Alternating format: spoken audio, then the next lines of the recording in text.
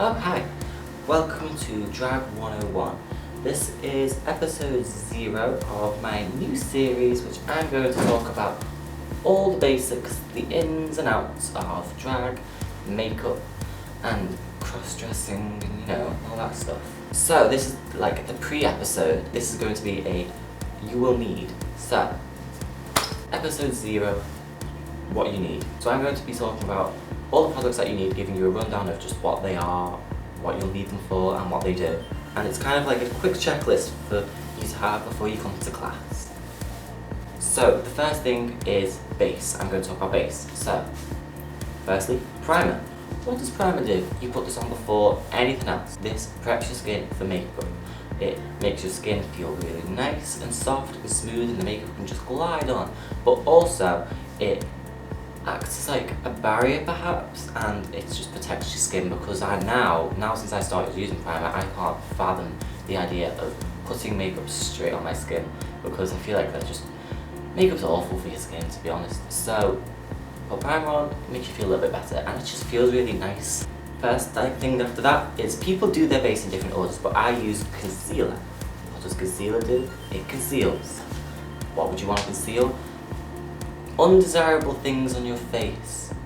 Apart from the whole face, that could be spots, redness, eye bags, beard shadow, anything really. You put concealer on before the base. Some people put it on after their, say, foundation. I like to put it on before, because then I use the foundation as like a layer over all of that to make everything level. So that brings me on to the next step, foundation. Foundation is literally the foundation of your face. It is the starting point. It is what everything will be going on top of, and to be honest, this is basically just a liquid or cream, and it is the colour of your skin. You put it on and it just gives you a nice even starting point, and it also stops you putting the rest of the makeup on your actual skin. Another thing you will need before I go into any more products is brushes. So basically I'm going to do a quick little talk about brushes. There's a few brushes in the world, there's loads of brushes. Some people have hundreds, some people make do with 3. When I first started I had like 2, now I have like a couple sets. Basically all you need is little brushes and big brushes. For big brushes I would say you need maybe like 5, but basically you want something to put your foundation on with, if you're not going to be using your hands or a blender. Something to put on liquid contours and creams, so like 2 more maybe. And then some big brushes for setting. So you want a big powder brush, you want a contour brush, maybe a highlight brush, but that's about it for big brushes. Everything else can be a little brush. So you want things like eyeshadow brushes. I need a lot of them, because basically what I sort it into light colours and dark colours, because you don't want to have to keep like mixing darks and lights together. Which, yeah, you should clean your brushes after every use, but I don't. You should do. Bad practice not to. But so I have, say, some very fine detail brushes and some bigger ones. So I have, say, for like 2 for every colour. So a brush I use for whites, a brush I use for colours, a bigger brush I use for colours for like blending, a smaller brush I use for blacks, a bigger brush I use for blacks, brushes you use for contouring specific things. A lip brush is always handy, an angled eyebrow brush, or just kind of any old angled brush is good for eyeliner, and you kind of just figure out as you're going what kind of brushes you will need, but they are a thing that you will need. And another thing is blenders, sponges, beauty blenders, whatever you use. There are different techniques that suit people, but I personally like the idea of a beauty blending sponge to blend everything together, and I use that even for powders. So next up is structure, which is where you're creating a structure on your face. This is very important for things like drag or transformation or changing your like gender, because structure of your face is a very important thing, and you can actually alter that with things like contour and highlight. So highlighting, what does highlighting do? You imagine light and how light hits your face. You can kind of see on my face, the bits where the light hits first, my forehead, my cheeks, my nose, they're all brighter than, say, the hollows of my cheeks, my jaw, the edge of my forehead, because imagine it as a 3D object, your face. The light hits the things that are at the front, and so they're brighter. You can manipulate this by making things brighter, making them look like they come forward more, and therefore bringing attention to them, perhaps more so than other things.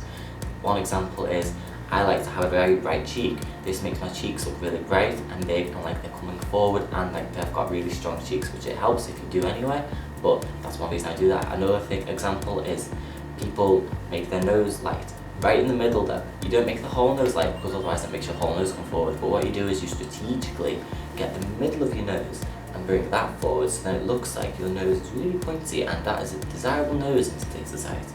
Contouring therefore is the opposite. Probably heard of contouring more because that's way more popular than highlighting, but basically contouring is where you make your features recede.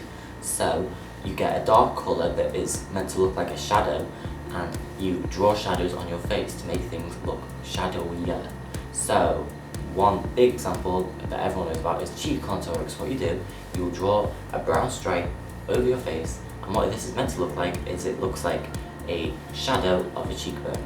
So the darker you make it, the more hollow your cheeks look. As you can see, my cheeks, this brown bit here, this is meant to be because my cheeks are hollow, and that's where the shadow is being cast from the cheekbone above.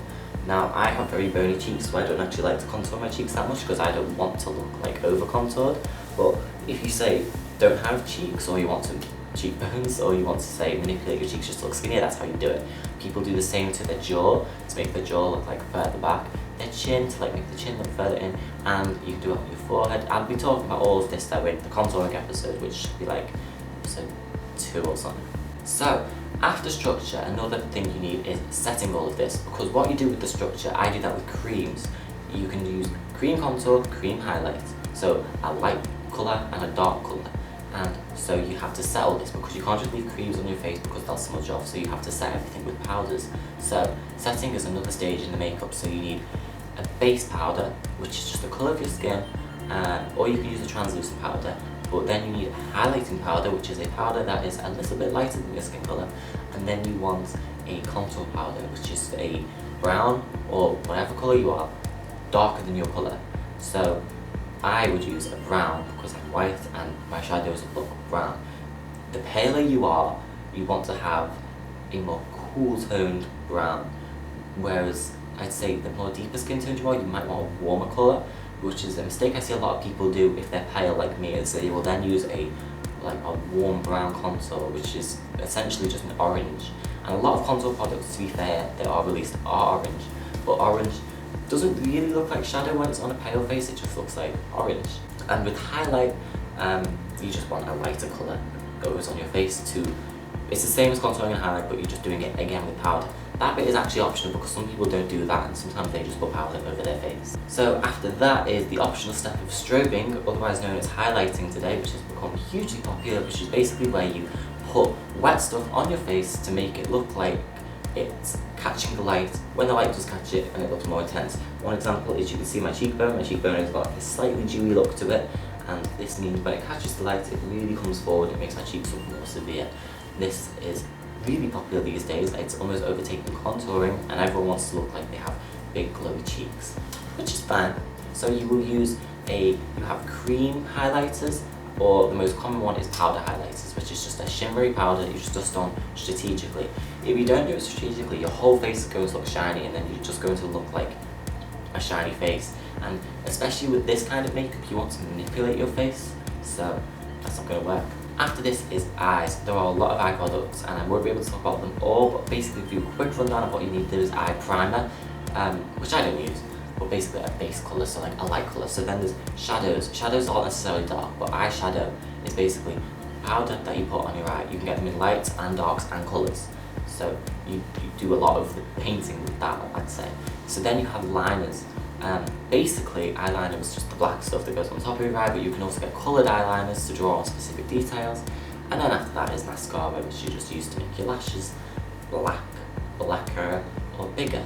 After eyes becomes eyebrows. There are lots of different products used for eyebrows. There's pencils, there's brow gels, there's like creams, there's all sorts of stuff. There's like brow kits. You know, you can use eyeshadow on your brows. I use lip liners on my eyebrows all the time. But then another product you will want is glue. Why would you want glue? Because sometimes, especially when you're doing drag, you want to glue your eyebrows down. So then you can flatten them and then cover them with makeup and you won't see them. And then you can draw new ones on and that saves you having to shave your eyebrows off. After brows comes lips. So with lips there are lip pencils, traditional lipsticks, liquid lipsticks and glosses. After lips would be lashes and glue. So just, you know, all the accessories that go on after you've finished a face. After that could be setting spray, I don't use setting spray, but that's because I've never really don't have my makeup on for that long. But setting spray, basically you put it on after a face and it just fixes your makeup in place. Some people use hairspray, that's really bad for your skin. And then of course another thing you will need is removal. So you don't want to put all this makeup on and not be able to take it off. You could probably just go in the shower and use water, but it'll take a while. So say you can get makeup wipes, makeup removing like liquids, face cleansers, cotton mixed with something. There's all sorts of ways to take your makeup off, but just remember you need to take it off. Okay, so I hope that got you ready. You know what you're going to need to bring to class. And I hope you're looking forward to episode 1 of my new series. I hope you're looking forward to this series. Let me know what you think, let me know what you like, let me know what you don't like. I'd rather know what you like though. And yeah, other than that, yeah, check it out, subscribe. By the time you're watching this, it's probably going to be up, so. Cool, thanks, bye.